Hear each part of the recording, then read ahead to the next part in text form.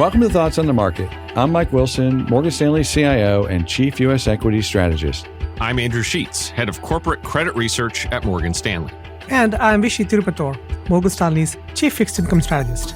Today on the show, the day before the U.S. election, we're going to do a conversation with my colleagues about what we're watching out for in the markets. It's Monday, November 4th at 11:30 a.m. in New York. So let's get after it. Well, Mike, like you said, it's the day before the U.S. election.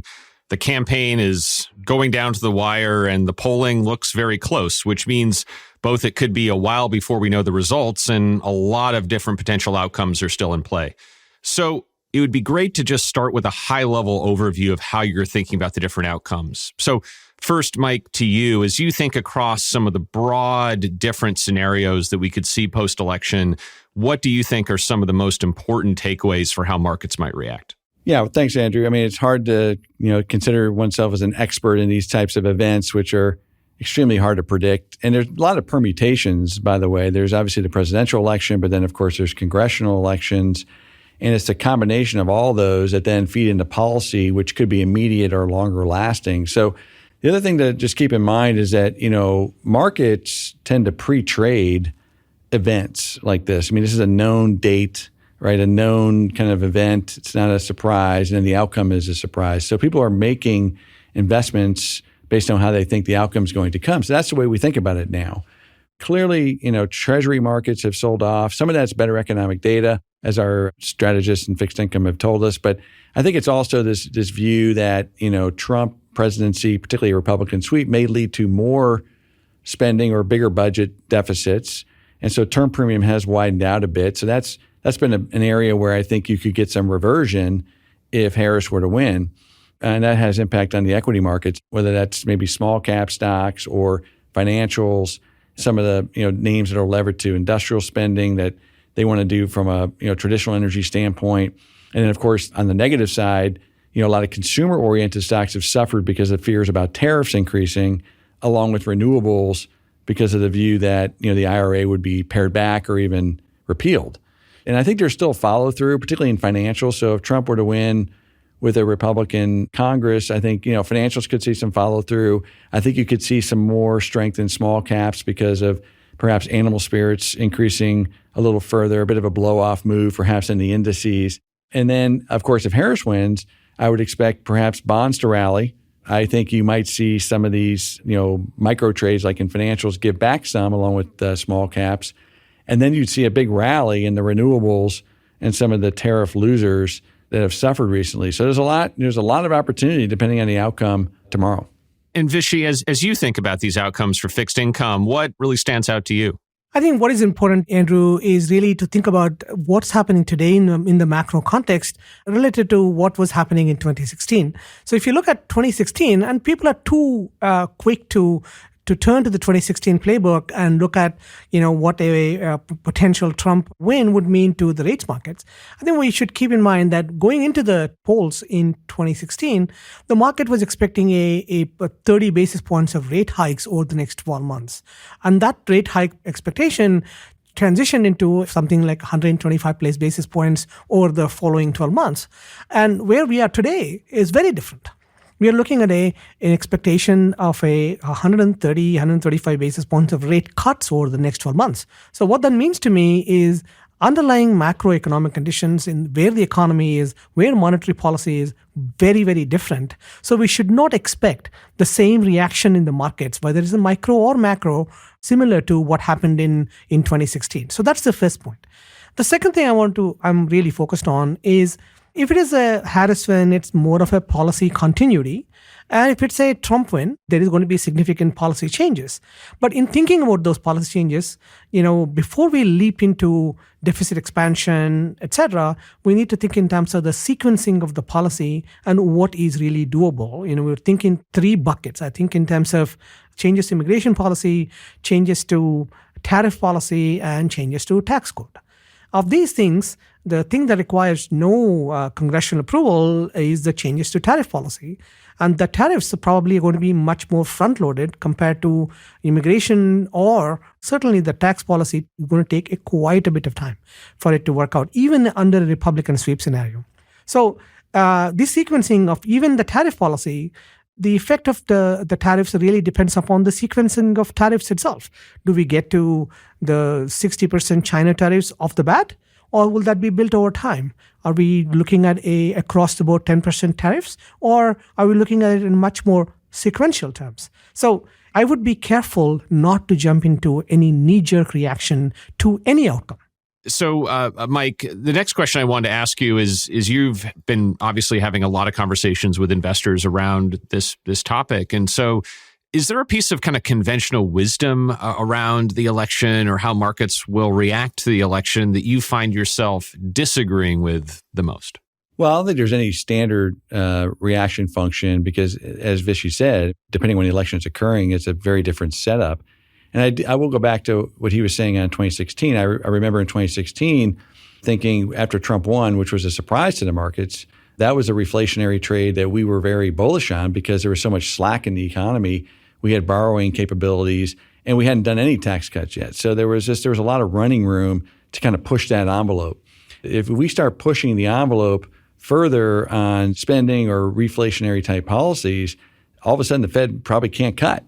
And that changes the dynamics in the bond market. It changes the dynamics in the stock market from a valuation standpoint for sure. We've really priced in this like kind of glide path now on Fed policy, which will be kind of turned upside down if we try to reflate things.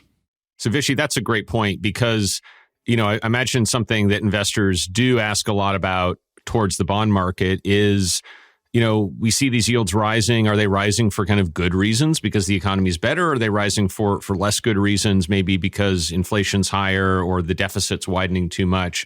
How do you think about that issue of the rise in bond yields? At what point is it rising for kind of less healthy reasons? So, Andrew, if you look back to the last 30 days or so, the reaction in the Treasury yields is mostly on account of stronger data. Not to say that the expectation changes about the presidential election outcomes haven't played a role. They have. But we've had really strong data. We can ignore the data from last Friday because the employment data that we got last Friday was affected by hurricanes and strikes, etc. But take that out of the picture. The data has been very strong. So it's really a reflection of both of them, but we think stronger data have played a bigger role in yield rise than electoral outcome expectation changes. Mike, maybe to take that question and throw it back to you, as you think about this issue of the rise in yields and at what point they're a problem for the equity market, how are you thinking about that?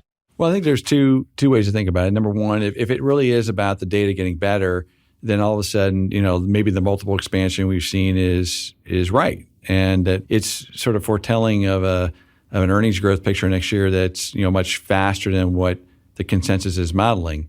However, I'd push back on that because the consensus already is modeling a pretty good growth trajectory of about 12% earnings growth, and that's quite healthy. I think it's probably more mixed. I mean, the term premium has gone up by 50 basis points, so some of this is about fiscal sustainability. No matter who wins, by the way, I wouldn't say either party has done a very good stewardship of monitoring the fiscal deficits, and I think so. Some of it is definitely part of that. And then look, I mean, this is what happened last year, where we get financial conditions loosened up so much that inflation comes back, and then the Fed can't cut. So to me, we're right there, and we've written about this extensively. We're right around the 200-day moving average for 10-year yields. The term premium now is up about 50 basis points. There's not a lot of wiggle room now. Stock market did trade poorly last week as we went through those levels. So I think if rates go up another 10 or 20 basis points post the election, no matter who wins, and it's driven at least half by term premium, I think the equity market's not going to like that. If rates kind of stay right around in here and we see term premium stabilize or even come down because people get more excited about growth, well, then we can probably rally a bit. So it's much a reason of why rates are going up as much as how much they're going up for the impact on equity multiples.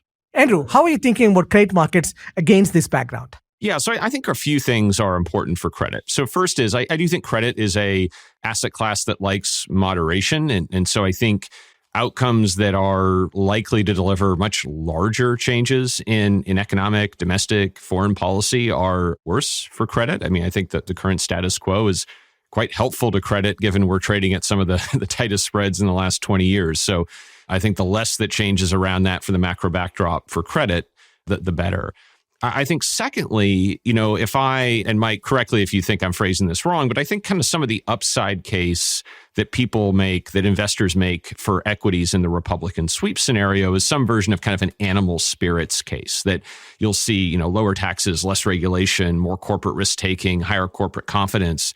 That might be good for the equity market, but usually greater animal spirits are not good for the credit market. That higher level of risk taking is often not as good for the lenders. So there are scenarios that you could get outcomes that might be, positive for equities that would not be positive for credit.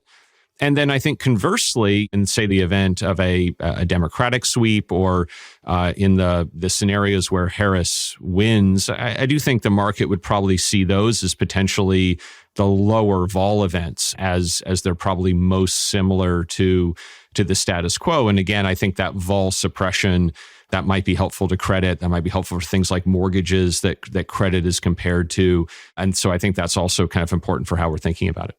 To both Mike and Vishy, to kind of round out the episode, as we mentioned, the race is close. We might not know the outcome immediately.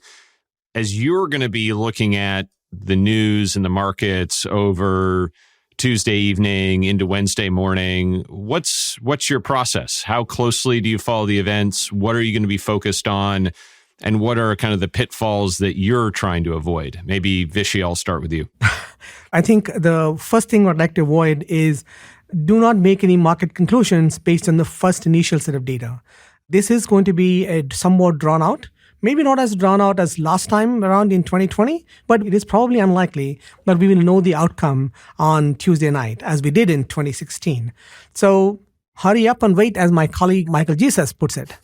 And I'm gonna take the view, which I think most clients have taken over the last, really several months, which is price is your best analyst, sadly. And I think a lot of people are going to do the same thing, right? So we're all going to watch price to see kind of, okay, well, how is the market adjusting to the results that we know and to the results that we don't know? Because that's how you trade it, right? I mean, if you get big price swings in certain things that look like they're out of bounds because of positioning, you got to take advantage of that.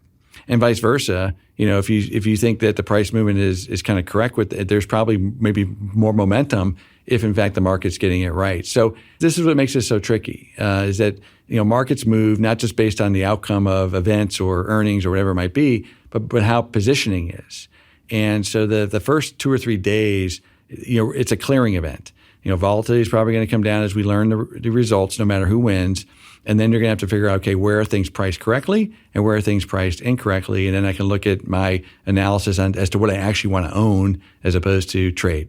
That's great. And if I could just maybe add one thing from my side, Mike, what you mentioned about volatility coming down, I do think that makes a lot of sense. That's something, we're going to be watching on the credit side. If that does not happen, kind of as expected, that would be notable. And I also think what you mentioned about that interplay between higher yields and higher equities on some sort of initial move, especially if it was a Republican sweep scenario where I think kind of the consensus view is that might be a stocks up, yields up type of environment. I think that will be very interesting to watch in terms of, do we start to see a different interaction between stocks and yields as we break through some key levels? And I think for the credit market, that interaction could certainly matter. It's great to catch up. Hopefully we'll know a lot more about how this all turned out pretty soon. It's great chatting with both of you, Mike and Andrew. Well, thanks for listening. If you enjoy the show, leave us a review wherever you listen and share thoughts on the market with a friend or colleague today. The preceding content is informational only and based on information available when created. It is not an offer or solicitation, nor is it tax or legal advice. It does not consider your financial circumstances and objectives and may not be suitable for you.